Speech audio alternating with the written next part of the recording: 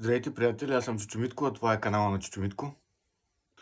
Вие гледате без цигари, без алкохол и без кафе за 365 дни с Чичо Митко. Какво се случва с мен на 11-я ден? Поздрав за Коко, поздрав Коко, номер 11 днеска, това ти е любимо число. Бъди жив и здрав, както ти и цялото семейство. Днеска денят е страхотен, 11-ти ден, чувствам се бодър, отпочинал, добре съм се наспал. Психически се чувствам добре. Все пак това е тежка абстиненция.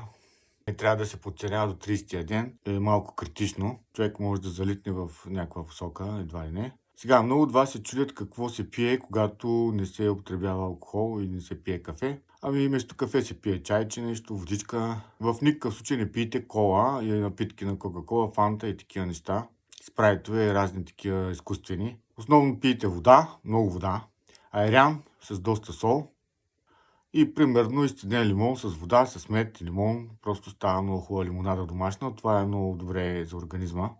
За интокс, както се казва. Детокс. Интокс.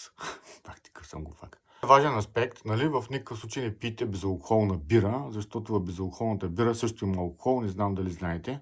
Процентът е много малък, но го има. Това е 0,04%.